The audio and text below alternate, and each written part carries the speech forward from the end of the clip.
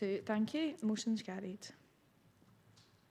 Okay, I want to go on to 7.3 now, and it's 4:10. So I think I feel really bad that we've given ourselves so little time to talk about the tram report. We've only got ourselves to blame. Please don't blame the convener. So what I hope to do is get through it by 5:15, and that will give us 15 minutes to talk through WeTip, which is huge in its own right, and also the motion which we'll have at the end of the agenda. So it's been a really good discussion, but perhaps we should have managed it a little bit differently. So am I handing over to Daisy for this now? So Daisy, one of the things I think it's worth recapping on is why tram is so important. And I think also a question that people have is who is going to fund it? Thank you, convener. Easy questions, the second one especially. So, sorry, I know in the interest of time, I'll be really quick. I think that the North-South tram project, expansion of our tram network is essential, not just as a transport project, but as an economic development project, as one that picks up inequalities. I think we heard the deputation today from Transform that really laid out the reasons why this goes beyond the trams project. For us, it's one that fits very, very, it's one piece of the jigsaw for the wider regional and national policies and the delivery of national outcomes. We've been working closely with Transport Scotland and speaking to our regional partners as well about this as not just an Edinburgh tram project, but very much infrastructure that is enabling economic growth, it's enabling equity, and it's enabling climate action across not just Edinburgh, but the region and Scotland. So from a perspective of why this project is important, all the way from Granton up to Byquarter, Royal Infirmary, it connects to hospitals, the trip generators across an entire network, the opportunity for regeneration of areas like Southbridge and the areas of deprivation. I think what this project does is, as I said, go beyond, take this beyond transport into truly about people and about place and connecting people to where they want to go. It's a regional piece, it's a national piece, it's a local piece of infrastructure. Who pays for it? At the moment, we are at the strategic business case stage. And so, we have the funding to complete the strategic business case. After that, we've been speaking to Transport Scotland about the fact that this sits within their strategic transport projects review, and we would need them to be partners and to fund, right from now to spade in the ground and beyond. We have worked with them on looking at what that pre-construction costs would look like. We've broken it down year on year, and depending on how the debate goes today and what committee asks us to do, we can then formally write to the Transport Minister and Scottish Government with our formal ask for that pre-construction funding. This is being looked at alongside Glasgow and Clyde Metro as two significant pieces of infrastructure, major projects that fit into the national priorities. Just convener very briefly to add to what Daisy said, just to remind members, maybe it doesn't need reminding, but partly to Councillor Munro's question earlier about the need to ensure that there are attractive public sector alternatives. This project would connect two of the biggest trip generators in the city, and that's the infirmary and the Western General. They attract huge amounts of visits and work, as you can imagine. So a tram route, a light rail route from hospital to hospital is transformational. I know some people, maybe including you, convener, I'm not sure, have said that this project should have been the first tram line in Edinburgh, potentially for that reason. And on top of that, two of the largest economic development and regeneration projects in the city are included within this. That's the Granton Regeneration Project, which members will be aware of, large-scale regeneration on the way, and the wider, and this is partly to, I know the SNP amendment touched on this, to the wider BioQuarter project. So clearly you've got existing generation of demand at the hospital, but we are hopeful that the process of attracting wider investment into the BioQuarter campus as a whole, that's mixed-use development, so life sciences led, but key worker housing, social housing, and the creation of a kind of genuine science-led approach there. That's widespread investment over a 10-year period. So this line connects all of that together, never mind the city centre, which Daisy's referred to, and the wider region, which Jamie in particular has done work with our colleagues in East Lothian, Mid Lothian about, to try and show the connections there and the benefits there in the way that Daisy's described. So as Daisy said, this is genuinely taking transport infrastructure and connecting it to existing demand and future demand. And Paul, it's not just connections, isn't it? It's also enabling some of this investment, isn't it? Yeah. Yeah, I mean, you know, if you talk to potential investors in both the north and south of the city, they will say very, very clearly, if you've got light rail either in place or on the way, it has a significant impact on the kind of investment that will come for the future. Okay, do we have any questions for Oju? Okay. Remember what I said? Remember what I said about time? Right, so Councillor Bandall, Aston, Dobbin, and I'll stop off. Okay, and then we start again. Well, in that case, I'm going to start with, obviously this is a public transport project, but I wanted to ask how other council plans and strategies relating to nature and biodiversity have been considered, because that's been one of the issues that's been raised with the Roseburn Path, obviously. Thank you, Councillor. So, you know, the report sets out the different policies that this sits within, the context of which this report sits within. For this stage, which is, just to remind members, it's at such an early stage, the lens that has been put on this project at this stage is transport, and of course, as Paul was saying, the wider kind of piece around that. There's work done, of course, you know, I know there's going to be a debate around the Roseburn corridor and the really difficult choices around ecology, around active travel and public transport and the space that we have to incorporate all of that. So as part of that, you know, we have had early discussions with our colleagues within the council. We've had walkabouts looking at what's there, spoken to planning colleagues, but there are no easy choices there. I don't know, Hannah, if you wanted to add to that.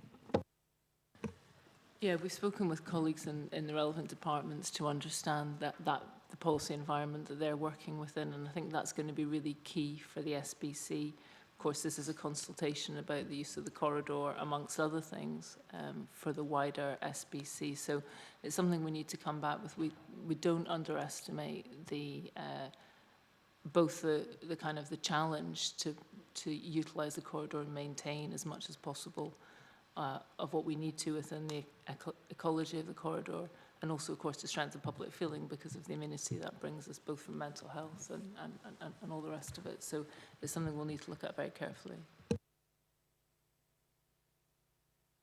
Councillor Aston.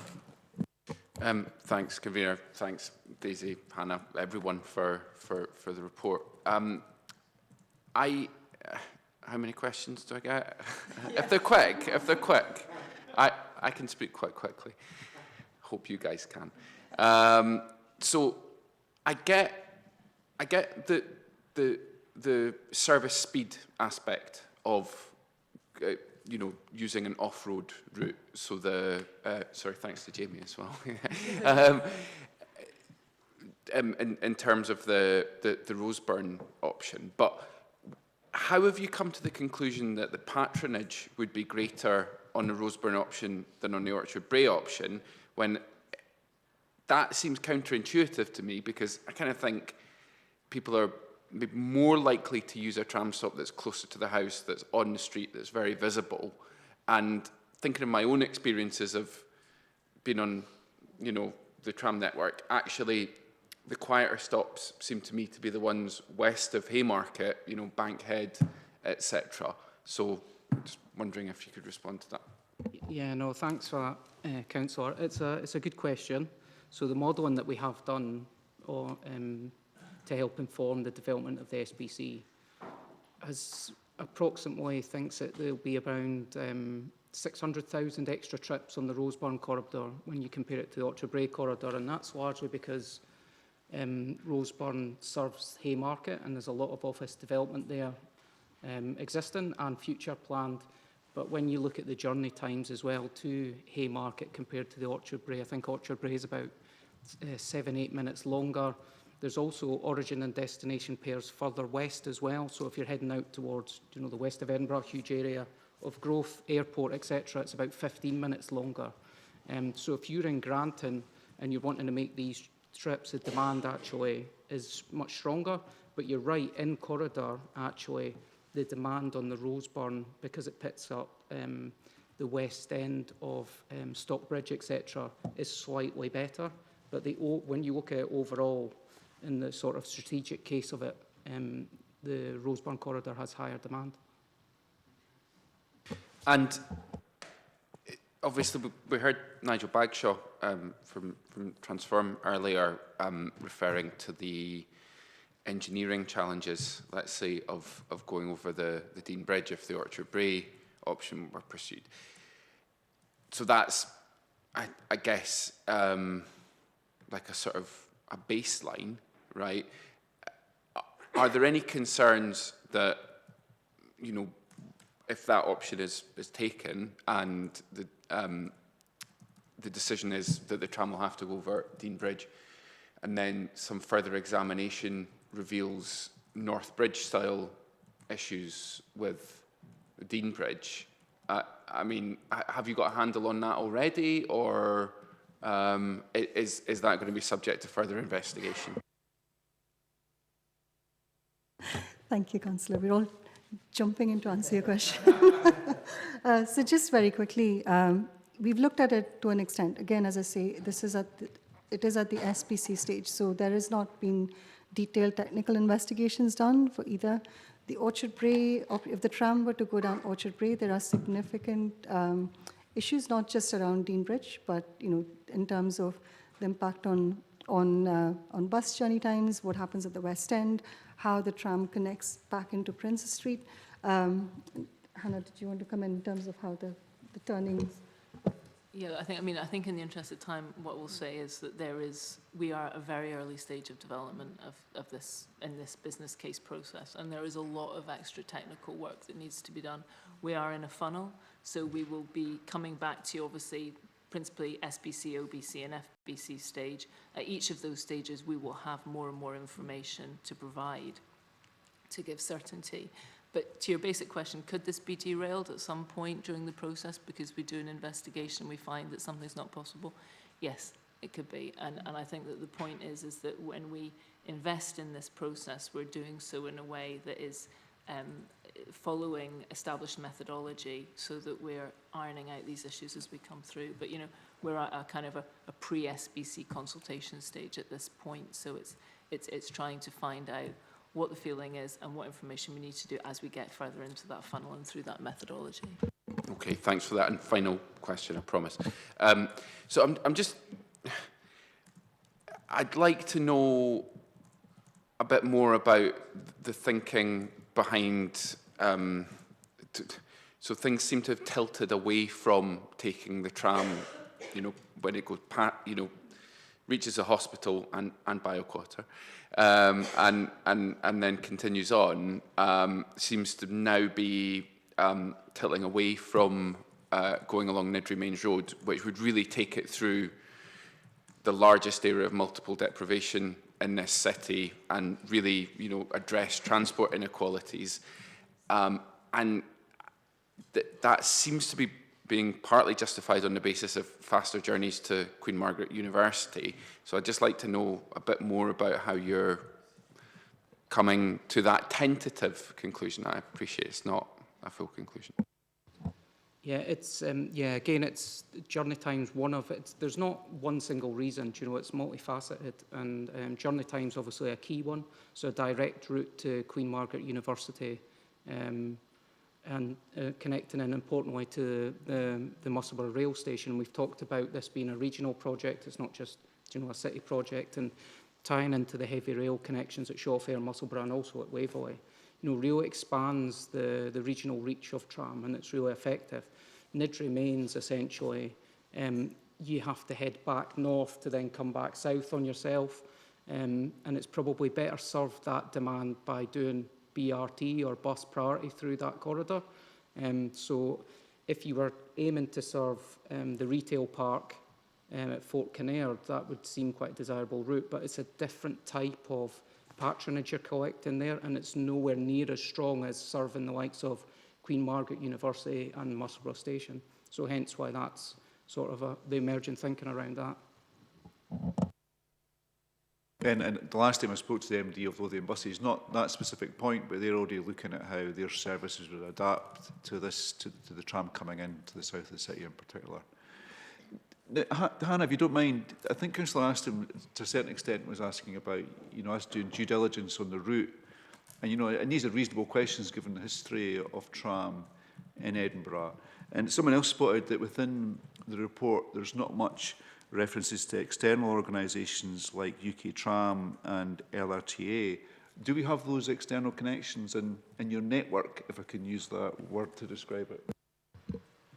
Yes, we do. I mean, we're a member of the UK Tram Light Rail Owners Association or group who meet regularly, and also through our, I guess, development and delivery of trams to Newhaven. We've got a lot of external connections with likes of Manchester, Dublin, Nottingham, Leeds. Essentially, I think what happens is one area builds a tram and everybody kind of goes to visit that area, and then we all sort of follow each other around. So yeah, so there's a sort of a cohort that we speak with just to try and keep abreast of what's happening. I was just saying to Hannah in the break, convener, not just in the UK, one of the issues you talk about the Dean Bridge is the visual impact, never mind the structural impact, but the visual impact of overhead line poles, those kind of things. And there are now examples in Europe where they're not using that technology, they're using it so it's embedded in the rail infrastructure. We would be looking at that kind of thing as part of this phase of the process, but not necessarily with trips to Bordeaux, convener. Not for you anyway. No. Sorry. Councillor Dublin, did you have a question? No, go for it. Thank you, convener. So I guess all of us, our inboxes have exploded in the last week. I was on the Roseburn Path Facebook page, which is going great guns. And of course, there's the petition. Seems to split around two main themes, it seems to me, in the objections to the Roseburn route.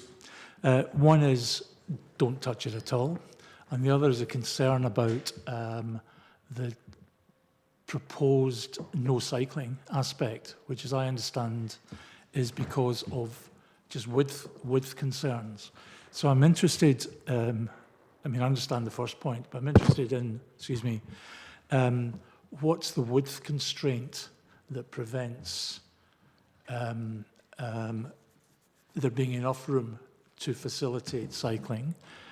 Is it the width of the, if you like, the wall to wall, the boundary to boundary, or are you basing it on, say, the bridges or some other consideration? And associated with that, what's the impact? It'd be interesting to understand the impact on the biodiversity. How, you know, do you have to rip all the trees out, et cetera, et cetera? And then just briefly, because I did do, you know, I'm a Google Maps expert. Belfort Road, Belfort Bridge, Palmerston Place, was that ever considered? And if so, why rejected? Thank you. I'll start and then Hannah and Jamie can continue. So yes, so for the Roseburn Path, as you can imagine, as the public discourse has said, and as we've already seen in the deputations, it is a very, very, very difficult decision. Again, to be very clear at the stage we're at the process, we're at the, you know, consultation pre-SPC stage. So essentially what, you know, even internally, within offices, as you can imagine, there's a huge variety of views on whether you go through Orchard Brae or Roseburn, and in terms of the pros and cons of that. We debated whether to come to committee with both options, but they're not equal options in any way, shape, or form, which is why we took the difficult decision of coming with a recommended option. Now, that recommended option, to your point, Councillor Dobbin, is we've looked at the widths. Now, the widths are, you've got obviously differing widths across the entire, I think it's 2 kilometres, a kilometre and a half section of route. We've got really big pinch points, especially where the structures are. But to step back from the widths and the structures, it's about the experience that people have on the corridor right now. It is, it is an active travel corridor, but it's mainly a well-being corridor. I think people have discovered it as well post-pandemic. It's a beautiful kind of calm, as Paul and I have talked about. It's a place where it's for people's mental health and well-being. There's also, it's used by people on bikes. So we took we said that if, as the circulation plan says, it's no longer a key kind of cycle route. We take that on road, and we did that because we said the ecology. We won't have to go into the ecology as much if we keep the 3-meter width. It is around 3 meters wide as things stand roughly along that section, but it's a very different experience to a 3-meter wide path alongside a tram going by, and the experience that you would get would not be the same.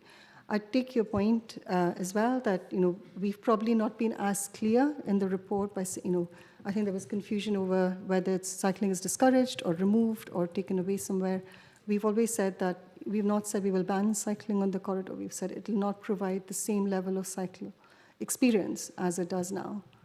I hope that's answered your question. There's lots of pinch points, and that's why we've kind of taken that approach.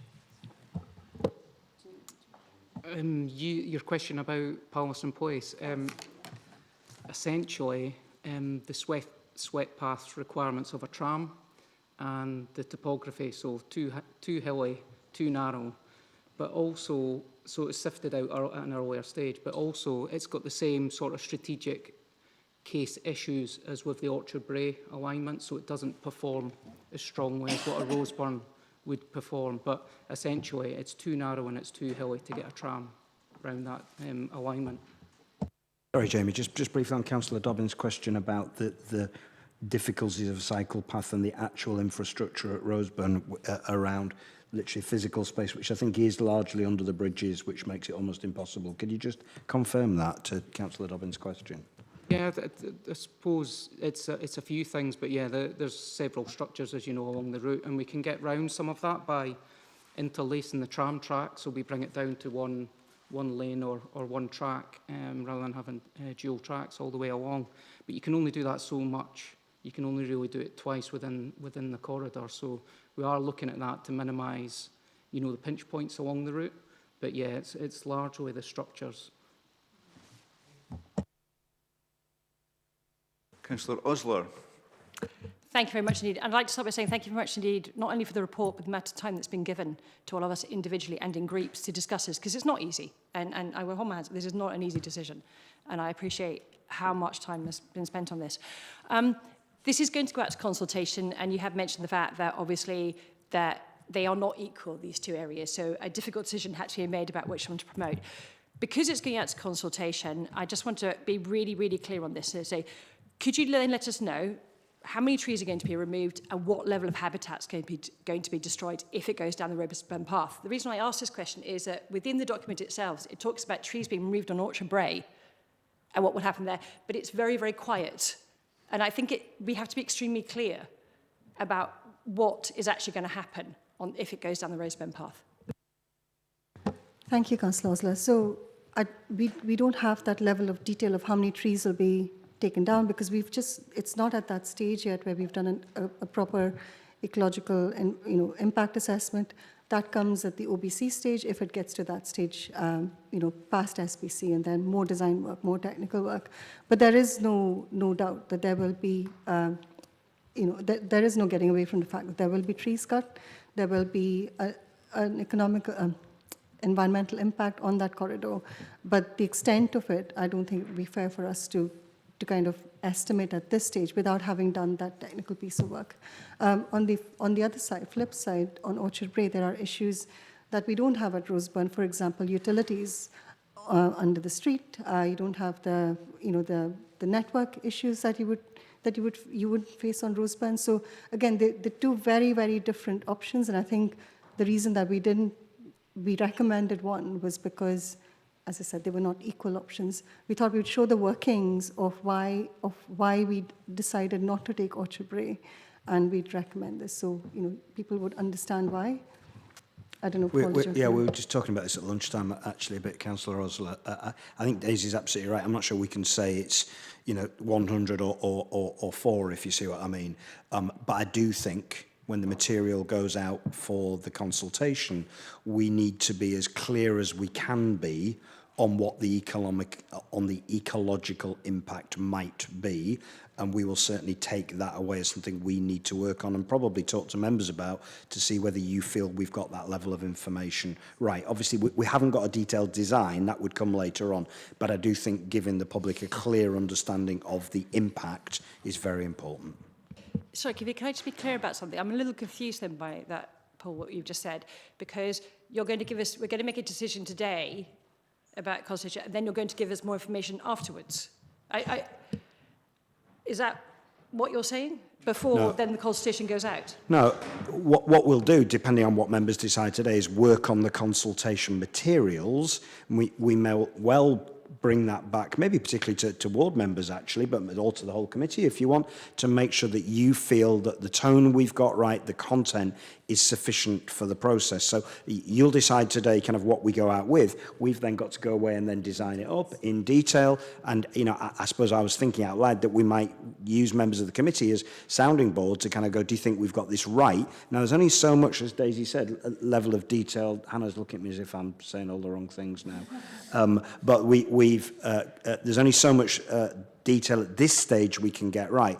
I just think it's important to be, I think as you're suggesting, really clear with the public as what the impact might be, and it'd be useful to make sure that you feel we've got that right in the materials that go out for the consultation. Sorry, Hannah, did you want to add? I think looking at the amendments today, I think that it's clear that depending on what you decide, there is a possibility that you will ask for some changes to the consultation materials that we've provided to you.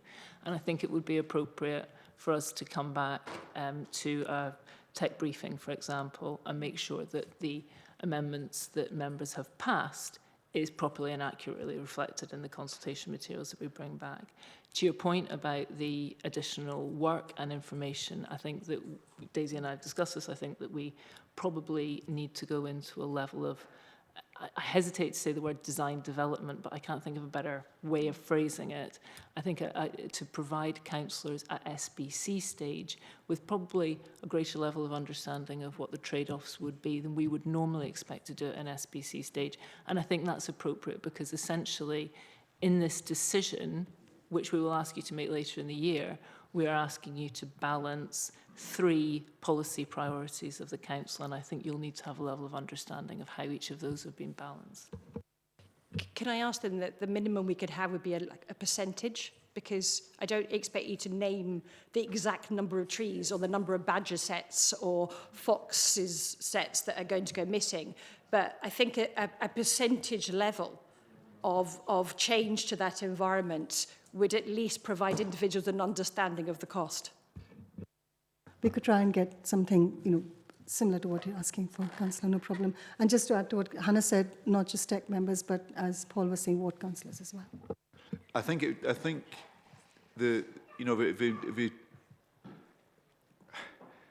makes sense for it to be a tech briefing, but I think if we do ward members, we'll end up having half of the councillors in it because it goes right across the city. So I think a tech briefing in the first stage, because it's not unusual for consultations, as we know, to be run past members in these tech briefings. So I think that's probably, in the first stage, that's the best way of doing it.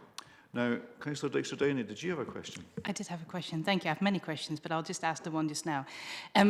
we've obviously all been looking at maps and trying to figure out how these various corridors will work, and appreciate that there's a lot of design work still to be done. But I did have one specific question on, again, the northern section, and because I'm really struggling to understand how this will work. When the tram comes down from Granton and then along Ferry Road, hits Crewe Toll, and then were to go down to Telford Road, you have an almost 45% angle if you were going down the roundabout. So can you explain to me how the tram comes down from Granton and onto Telford Road, please? Thank you, Councillor. Jamie, did you want to go? I can see it in my walkabout eye, but we'll look at the map just now. I think we'd need to, there are a few options there. So we've walked this with the consultants, we've stood at that roundabout and considered how that angle would be done. There are ways of potentially cutting across the roundabout, but that's something we'll need to come back. I think that's actually a bit of a point for SBC, is to talk about that. Can I just have a quick follow-up? Is going through the fire station one of the options that you're considering?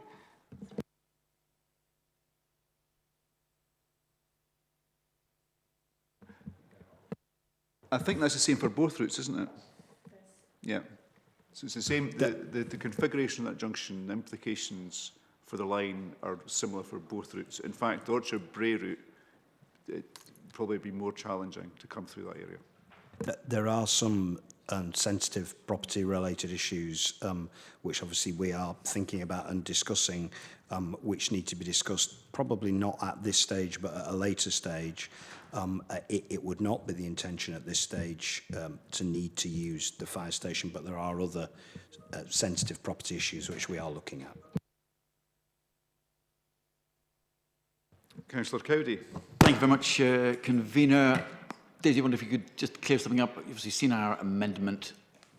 6.3 says that you need 44 million to go ahead with the other business cases, and that convener and leader were going to write letters. I just, maybe I missed something or misunderstood at the beginning. Did you say you do have that funding now? No, you don't. So the 44 million isn't. No, we have the funding to complete the SPC, which is the strategic business case, which we will come back to councillors this autumn. So end of summer, autumn, depending on if we go to consultation and how much response we have. So we've got funding for that. But beyond that, between SPC and spade in the ground, that's the funding that we've mentioned. It's a base value of 44 million. And, oh God, just went, I had another, I had another follow-up question on that. It was, oh, goodness me. No, okay, sorry. Councillor Munro, you have a question. Sorry, but if I may, but you mentioned, sorry, Paul, also various property-related kind of things. So I have been furnished with questions from local councillor Max Mitchell. Councillor Dixter Downey has already asked a couple of them. You've essentially touched on those, but the modelling for the Orchard Bray route, has that taken into account future developments of Finance House, Orchard House, Fettes Police Station, Victoria Hospital, all of those potential developments? That was a key question. And yeah, the swept paths will do that in terms of if it's going to encroach on, land out with the road's boundary. It'll identify that. Okay, can we move on to Councillor Munro now? I'm really looking at the clock. Okay, so it's a quick question about your letter and leader's letter to the Scottish ministers. I don't know if you answer it or if Daisy answers it. That was suddenly the thing that was there. Was that second part of my first question is, when would that go out, that letter? Thank you, Councillor. So essentially we've spoken to, sorry, Councillor Arthur, we've spoken to Transport Scotland, and they've said, depending on the decision of this committee, they feel that if we're asked to go ahead to the next stage of consultation, then they feel that we're in the right place now to put in that formal ask. So I would assume that if, depending on the decision of this committee, if we're asked to go ahead to consultation, then as part of that, Councillor Arthur or Councillor Day could write to the Transport Minister. So they're aware and they're waiting, I suppose, to to hear from us. And I think this is a really important point, because I think with trams to Newhaven, I mean, as a council, we had to assure ourselves that this is the right thing to do, and we were able to, you know, amend and adapt the designs as it progressed. And this one's going to be exactly the same, but after, there's a stage after that where we have to convince the Scottish Government where it's the right thing to do. So we have to be, you know, even more prudent and thoughtful about how we develop the benefits and the costs of this project. Councillor Munro, do you have a question? Yeah, it's just a quick question on costs and funding. I don't know if officers could possibly advise the committee as to the potential ramifications to the project in the event that available funding is less than hoped for, and what measures they might take in mitigation. Sorry, Councillor, do you mean, Daisy talked about the 44 million, that if that money, I mean, that's the money needed to take this from the strategic case through to a full business case. If that funding's not available, I mean, you can, you know, nip at the edges of it, if I can put it that way, but it comes to a point where you have to do this work properly. So we would need to wait until that funding becomes available from one source or another in order to drive that through. You know, I think one of the key lessons, I hope Hannah would agree, from Trams to Newhaven is you need to do the full business case to a point where it's got every aspect covered. So that work needs to be done. There's no point doing half of it. Yeah, so where would the money come from? Sorry, Councillor. So where would that money come from if you're not going to get the money from the Scottish Government?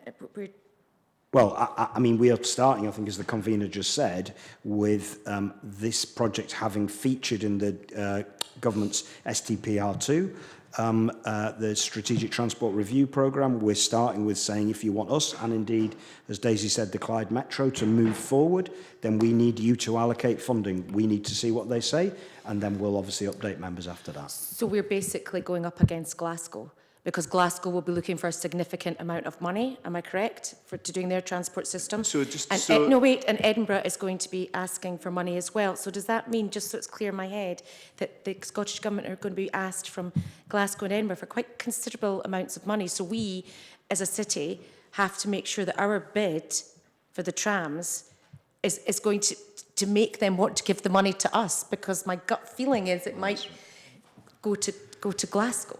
So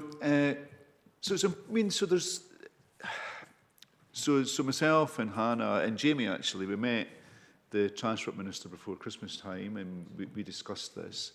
And at that point, and you know, STPR2, there's a range of projects. It's not just Glasgow Metro and Edinburgh Tram. There's a range of projects that the Scottish Government wants to take forward. And in those discussions, you know, I don't want to. It's not been indiscreet, but I think the Transport Minister was clear that we shouldn't see these as competing projects, and that's not helpful. I think Daisy and the council leader spoke with the Transport Minister this week, and so there's no check even been drafted yet, but there's discussions between council officers, Transport Scotland, and also at a political level. And I think we're coalescing around a position which hopefully people will agree on. Notwithstanding, we've got to get through a budget, and there's other pressures we know. But yeah, I mean, behind the scenes, Daisy and her team, the work they're doing to, reassure the Scottish Government that we're doing this right and things are heading in the right direction.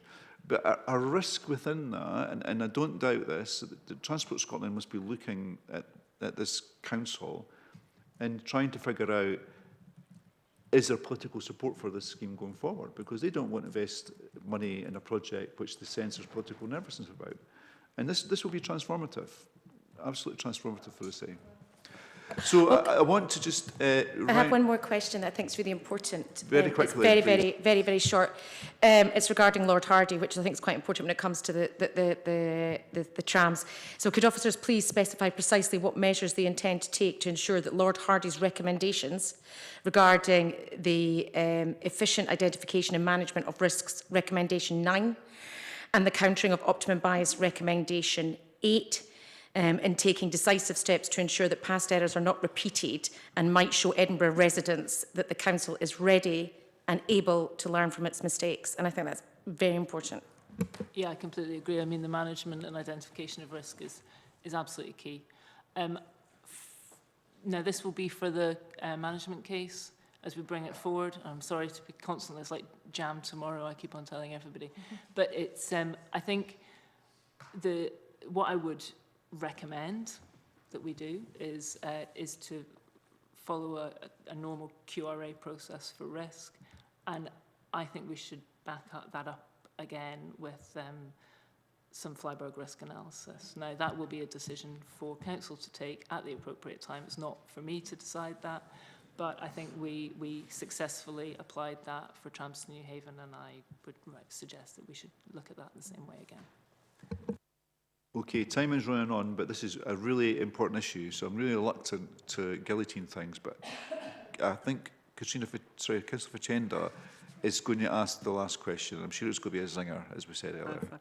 Well,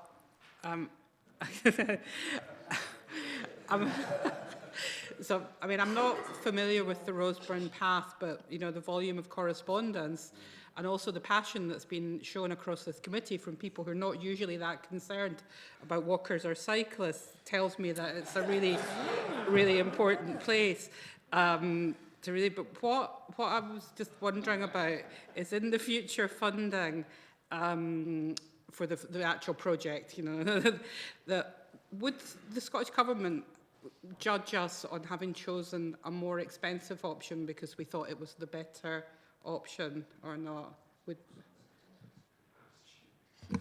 I think that, to be honest with you, I think that you probably should try to make these decisions without trying to guess what other people are going to think of it. I think that the most important thing is capital cost is really crucial because it's taxpayers' money that we're spending, and they need to be shown to get good value for money. But I think that the way that you do that is by making sure that your benefits that you're seeking to realise at the outset are clearly articulated and agreed upon, and then you've got to have an absolute laser focus on delivering those benefits. That's how you demonstrate good value for money. And I would probably, and again, we're not at SBC stage yet, and this is a decision for then, but what I would always recommend that you do is don't, you know, value engineering will come inevitably. Don't start off value engineering. I think that you get your benefits, you work out what those are, and you work out how you're best going to deliver them. And then in time, no doubt, you'll be there going, well, do we gold plate it or not? But I think at the moment, it's that focus on what the benefits are you're looking to derive, and how do you best deliver them. Thank you.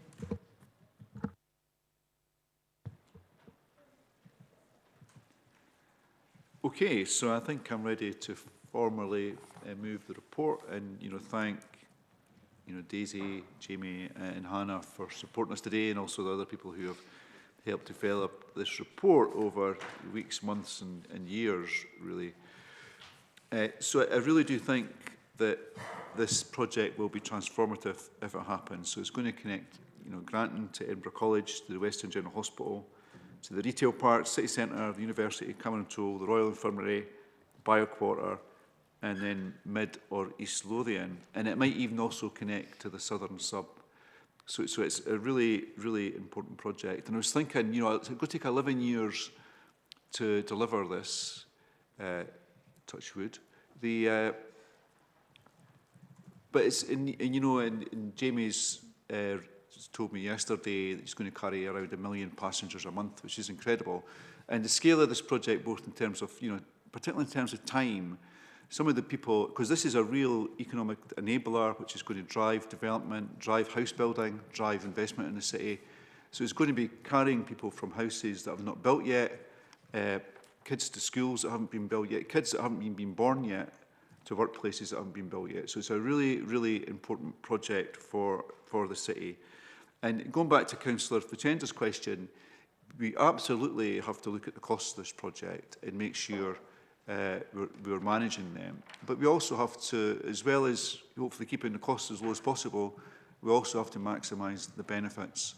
And I think that's where the Roseburn corridor really comes in, because that gives people in West Edinburgh and in West Lothian a connection to the Western General Hospital, whether they're working there or going there for treatment. And the Western General is a regional treatment centre for cancer, as we know. So that's a really important part of the business model. Now, I was really reluctant, because there's so much work went into this, I was actually really reluctant to amend or addend the report, because I felt it was almost insulting to Jamie and the team. And Daisy does know I was in a bit of angst about this. But I think there was reasonable questions coming forward that was worth expanding on slightly what was in the report, and also to reassure people.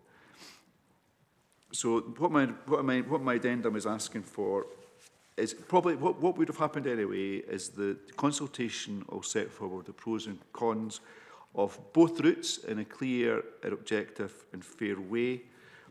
And it will look at the question again of whether or not high quality walking and cycling can be provided along a tram line on the Roseburn path. So not just walking and cycling, but it has to be high quality. We undertake marking research so we can understand what a demographically representative cross-section of Edinburgh thinks of this project, and some of the objectives we have around it, you know, those fantastic connections to the employment and economic prospects the city has, and also looking at not just the ecology of a small section of the line, but the wider ecology along the route and what the opportunities there are. So there's nothing revolutionary there, but it's really just about reassurance, fairness and objectivity. Councillor Fashenda. Formally second. Okay. Now, Councillor Aston. Thanks, Convener. I've got quite a few things I want to say, so I hope that we can continue a little bit on after 5, so that everyone can have their say on this. So, my SNP colleagues and I strongly support further tram extension. You know, the expectations are being exceeded on the extension to Newhaven, and I think we need to be clear that this report is only about what goes forward for consultation, as you've said, and about how that is presented to the public as well. You know, as I was saying, the buzz around trams since the successful completion of what was envisaged to be the original line going to Newhaven is around, and that's, I think, meaning that some of the lingering public cynicism that understandably was caused by the first tram debacle has been repaired a bit. But that recovering public confidence is fragile. It's very fragile. And I take seriously what Councillor Munro is saying. We have to show that we've learned from the Hardy report. And it's absolutely crucial also that we're levelling with people about how long the timescales are that are involved here, that an undertaking like this will have to be phased. And, you know, clearly it will have to be phased. Just look at what happened when a full 18.5-kilometre route was tried in a winner. And, you know, trams to Newhaven was about 4.5 kilometres long. The Roseburn option would be 6 kilometres long. Orchard Brae, roughly similar. And going south to the hospital would be, to the Royal Infirmary, to be clear, would be something similar again, just over 6 kilometres. So all of the future options that are on the table at the moment are going to be longer than what we've just completed going to Newhaven. You know, I think we need to be clear in our minds about what that means about the size of undertaking that we'd be going ahead with here. As we've all mentioned, we've all received large numbers of emails from people concerned about the impact on the Roseburn path, and that's no wonder when there are concerns that it will be altered, as in the current proposition. So I actually remember when I first discovered the North Edinburgh Path Network, that I could walk my dog or cycle the whole way from Leith or Powder Hall to Roseburn or to Davison Mains without having to navigate a busy road, and it blew my mind, to be honest. And you know, the reason I keep chasing up the Pearsill to Powder Hall line is that I want a piece of that for my community. I want North Edinburgh Path users to be able to get into the east of the city in the same way as well. And so I fully understand the concerns about that potentially being diminished. And of course, you know, I mentioned this earlier, we're spending £12.5 million at the moment on a link from the canal to Roseburn. And, you know, keeping cycling on that route could radically change the debate that I think we'll end up having here. And more generally, it would be foolish not to have major questions about taking the tram over the Dean Bridge, because you know, it's easy to see what could go wrong there. So we have to investigate what can be done to address and consult on both options here. I also want to say that almost all of the heat and light so far here has been directed at the northern leg, but there are also big questions that need to be addressed about where we go when we go beyond the Royal Infirmary and, of course, the Bioquater.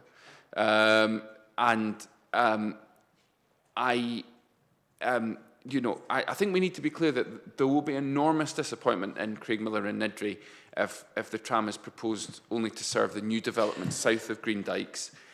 And, you know, as I said earlier, I think that any proposal like that would weaken the project's power to address transport inequalities in what is a densely populated area with high levels of multiple deprivation and pretty low car ownership in order to serve Queen Margaret Uni more swiftly. So we're clear that has to stay on the table. We want a bifurcated approach to consultation. I appreciate I'm probably going over time now, so I'm not going to say a lot more on that. I just think it will keep things clearer in people's minds and prevent unrealistic expectations being created. So it's really exciting, still full of excitement from completing trams to Newhaven, but this also needs to be fully informed by learning from past painful experiences. So I move the SNP amendment. Thank you. Councillor Bandel. No, sorry, it's Just very quickly, there's clearly a lot of passion and angst around the public's or from the public on the information that they've seen and observed so far. So the consultations clearly vital. And just one other thing I'd just like to add, Director Place made a very important point earlier when he mentioned the massive housing development in Granton. And of course, with the fourth Greenport, it'd be nice to keep the Newhaven to Granton loop link on the table someplace. I second a motion. Amendment. Thank you. Councillor Osler, apologies, I got the order wrong. Thank you. Thank you, Convener. I'd like to start by thanking officers for all their hard work and for taking the time to speak to groups and give additional briefings on this very important matter. It is hugely appreciated because it's not easy and there's some very complicated things that we've been discussing. We spent a lot of time today discussing some very high-level policy issues and some very complex decisions have been made in the desire to make our city a more pleasant and healthier place to live, work and visit. We don't all agree on how we can achieve this, but we do agree it is important to do so. It is vital that we provide people with good levels of amenity. So moving on to the tram, Granton to the Bioquater and beyond. I think it sounds great, by the way. I'm going to focus the majority of my comments on the northern link as we in the Liberals, we see no issue with the idea of consultation on the tram, which is vital, but more what is being proposed as the preferred route. I can fully understand why the Roseburn-Telford path is down for consideration, as it states in 4.11. Some of the alignment for this was safeguarded within the existing local development plan and the Tram Act 2016. So if we are seeking outside funding, this does need to be acknowledged. What surprises me, though, is nearly 2 decades on from several changes in administration, a climate and nature emergency having been declared, the council signing up to a million-tree city, we are still proposing this precious linear park green corridor being the preferred route. Considering what we've been discussing today, I'm really struggling to understand why this is the case. Like me, I'm sure many members of the committee have been inundated with emails from residents horrified at hearing of the possibility loss of this beautiful environment, especially when there's an alternative. I'm really pleased to see that from the amendments submitted that several parties have now drawn back from the improving the recommendations, but I'm still concerned instead that there's a suggestion that there's no preference proposed. I'm deeply puzzled and disappointed by this and wanted to reach out to all and say it's not too late, and I would urge committee to support the Liberal Democrat amendment. And in fairness, I'm happy to accept the SNP's 1.1.6, 17 and 18, and the whole of the Green Amendment, obviously apart from 1.77, because that obviously conflicts with ours. So we can send a clear message as a committee and a council that we do support our environment and prioritise the use of existing road space for the tram rather than green space. And in case you need more convincing, I'd like to remind you of the excellent deputation from the Friends of Dalright Cemetery, where they said, clearly the Roseburn option is preferred because it's anticipated to be less expensive, but only in monetary terms, not in terms of the quality of the city, the physical and mental health of its inhabitants, and the well-being of its nature. Take one walk along the Roseburn Path and another along Leith Walk and tell me in your hearts of hearts that this is the plan. With walkers put next to 40-mile-an-hour trams, and cycling actively discouraged, would be an improvement. Destroying the Roseburn Path will cheapen and sterilise Edinburgh. I beg you not to let this be the Council's legacy. Thank you, Convener. As my colleague has said, we are open to the extension of the tram network, but not at any cost. The Roseburn Path has been described today as a well-being route, a linear park, an important green space loved by many, many people in North and West Edinburgh and beyond. It is a nature corridor and a home to wildlife in the heart of our city, an amazing example of rewilded industrial space. Someone actually called it a lifeline for city kids, and that's certainly my experience too. A tram through that will forever alter it. The path network is honestly one of the best things about living in North Edinburgh. It is now a completely traffic-free connection from Leith and Newhaven to Haymarket and will soon connect to the canal. And as with any network, to lose even just a section of it is to diminish all of it. It's right that the consultation goes ahead so that everyone has a chance to express their views, but we want to be very clear. This Lib Dem group will not support the tram extension along the Roseburn Path. Thank you. Just to be clear, though, you are supporting both options going to consultation. That both will stay in the mix. Yes, because we think it's very important that people have their say. Councillor Bandel. Thank you. First of all, again, we would like to say this is incredibly exciting to have proposals for a new tram extension come forward and to slowly see them take shape. I think opening the line to Newhaven has really transformed the tram in Edinburgh from something that most people would just get to the airport into a reliable and attractive public transport option that's actually part of people's daily lives and has given it a real boost in popularity. And I think that's been reflected in the emails we've been getting because people aren't questioning if there should be a tram extension. But some of the choices we need to make along the way are easy and some of them are really, really difficult. As Greens, we have considerable concerns about the Roseburn route, which has been highlighted as the recommended option by officers. As so many of my constituents and people from across the city who have emailed me in the past week have said, the path is a nature corridor, it's an active travel corridor, it benefits their health and well-being. I fully understand that from a public transport perspective, the Roseburn corridor performs much better than the Orchard Brae one. And so I can see how officers have arrived at the recommendation in the report if you give more weight to journey times and that kind of data. But I also think that we need to take a more holistic perspective that encompasses other considerations like nature and active travel, and to properly consider, and for that we will need more detailed assessment of those dimensions of a project. And I've been finding it really reassuring to hear from officers actually that we are still in those early stages of development, and we will get more information in the future, because I think that's going to be really important to actually see what is the ecological impact going to be, for example. And I think that's why at this point in time, we are asking for the two options to just be presented side by side, no recommendation, and just be really clear about what the benefits and what the drawbacks of the two routes are. Because for now, we're just going to consultation, we're not putting a stamp on anything, and I think it will be really good to hear from people what their thoughts are. When we went out to consultation for the City Mobility Plan and the Future Streets Framework last year, it was to ask the public to help us make difficult choices. That's what we said when we went to them, because we realized that we couldn't have it all. We couldn't have all the different options, modes of transport on the same, in the same space. And those consultations have informed two really good reports today. And I think we are in a very similar situation here with the tram. The choices about which route to take the tram down are really, really difficult. And I think getting answers from the public to questions like, what are your priorities? Are you okay if your tram journey takes 15 minutes longer, if you can keep the Roseburn path, will help us make those choices. I move the Green amendment. Thank you. Sorry, formally second, thank you. Councillor Munro, is it for this one? I think it is. Thank you very much, Convener. Ours basically does what it says on the tin. You know, the fact that the report is and it lacks what we feel is detail with regards to funding. That's a concern for us. Also, we think that nothing should really go ahead until a letter comes back, which you said you're going to write to the Scottish Government, that tells us what kind of monies we're going to be expecting, and a report is brought back following the response to this letter, confirming what the Scottish Government funding is actually going to be allocated. And also we think it's really important regarding Lord Hardy's recommendation that we discussed, recommendation 9, and the risk and optimum bias. So we think until this report is available, no decision is taken on any consultation.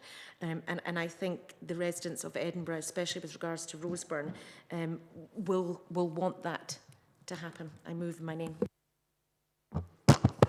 Thank you, Convener. And once again, the Conservatives are taking a different approach from everybody else. Ours is, as Councillor Munro has said, focused on the money side of things, particularly. Now, I hear what you said about getting political support, which would encourage the money side, but actually what we're looking at now is throwing money at a consultation, not knowing if we're ever going to get the money for the full project. Councillor Munro has raised very rightly the issue of the competition we've got for Scottish Government money from Glasgow, and our position is that we're much better getting that in line first, then go into the consultation, rather than potentially wasting a lot of money going to consultation now. So, and the other side is something that Councillor Ashton raised, which today, and we have raised an awful lot of issues today, and there's been a lot of discussions. There are a lot of questions, I think, that remain unanswered. One of them is the south side we've barely touched on, and that can tie in with the funding as well. So I have raised this issue in briefings and at council as well, that I suspect that the southern branch will be more easily funded than the northern branch. So I think that is an issue that we should take account of. Also, I'm not 100% clear. There was a bit of a Q&A between Councillor Osler and Mr. Lawrence about the nature of the information that isn't here that might be available later. And I'm a bit uncomfortable about that. It would be part of a briefing rather than it being, for example, brought back to more information being brought back to committee, where we could then make a more informed decision on the consultation. So I think our amendment would help everybody buy some time and try and get the funding into place. And with that, I second our amendment. Thank you, Councillor Cowdery. So, a few times this week, I had to remind myself that this is just a consultation. We're not thinking about whether or not we're going to start work on this on Monday, although I do have a spade in my office. This is a consultation, and this is going to be back to this committee. If it goes forward, the project as a whole, and I hope it does, is come back to this committee many times, even in this administration, I expect. So this is just the start of the process, but it is right that we get this part right. Now, the situation, nobody, as has been clear, nobody dives into the situation with Roseburn thinking that it's ideal, but it is about finding a way forward with a project that works as a whole. Now, the reason I asked, I think it was Councillor Osler, if they still wanted both options in the mix, because I am a little bit confused about the Lib Dem position. Councillor Lang said on social media yesterday evening, we want to take the Roseburn corridor off the table. We're worried that these amendments this is the SNP and Green amendments, we're worried that these amendments keep the corridor firmly in the mix and extend the uncertainty. Now, I often hear that Councillor Lang leads his group with an iron fist, but it's great that both Councillor Osler and Councillor Dexter-Downey are willing to go against his will in order to give residents a choice, as Councillor Dexter-Downey put it. But Councillor Osler says there's no way they could support the Roseburn path. So why you're giving them a choice, but then you're saying there's no way you could support it? It seems that you've found yourself in a logical position simply because you're responding to that local campaign. And I've not seen any depth of concern about the real disruption this would cause to residents right along Orchard Brae, into the city centre, the loss of a business and the impact on businesses there as well. So hopefully all these elements will come out in the consultation and they will be to make a decision on this.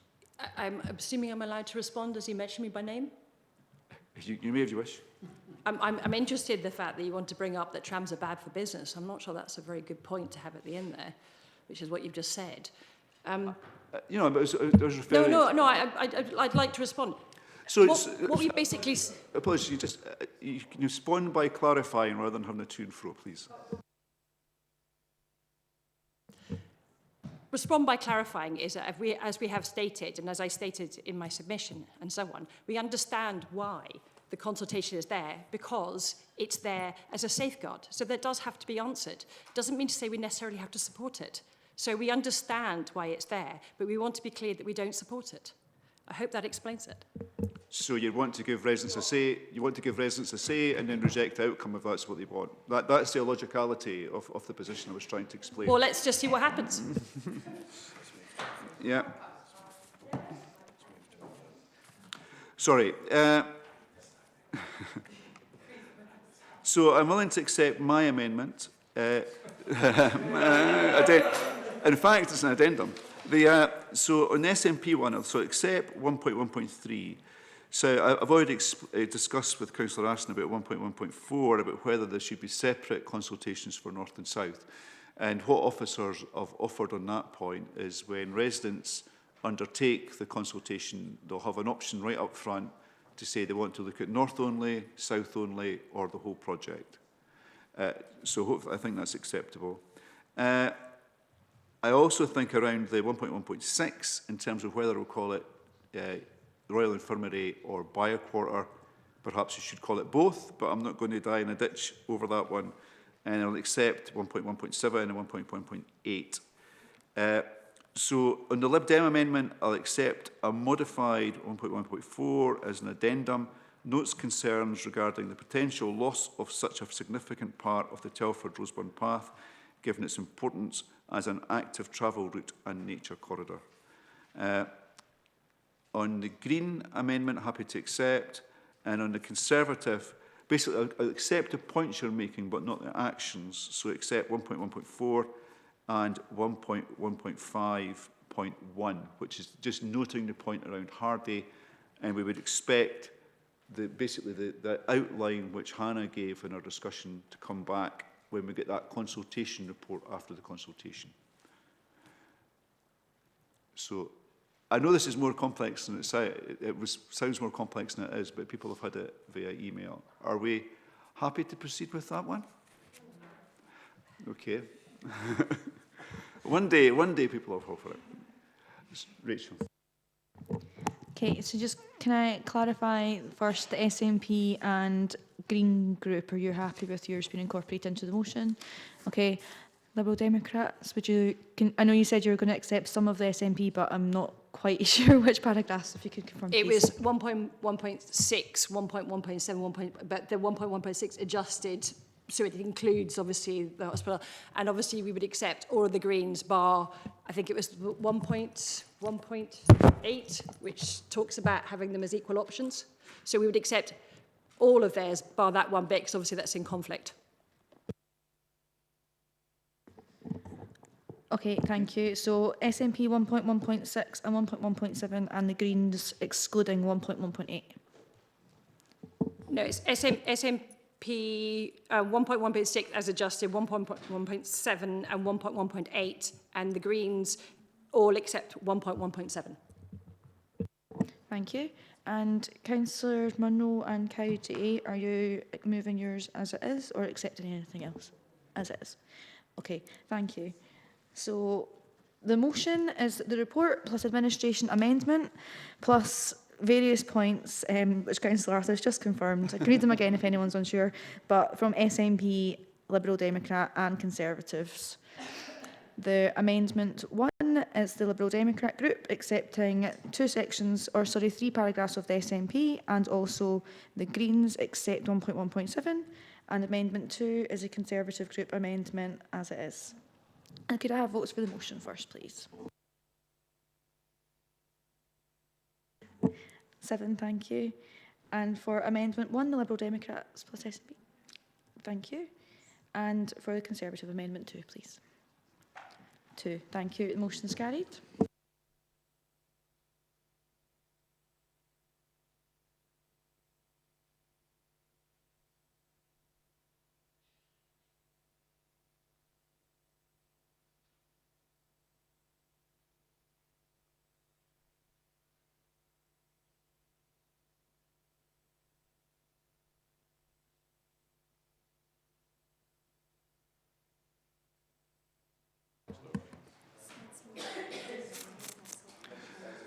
So at this point in the proceedings, I think we're probably, it was a difficult decision at the start, but reasonably content that the parking report's not going to be considered this afternoon.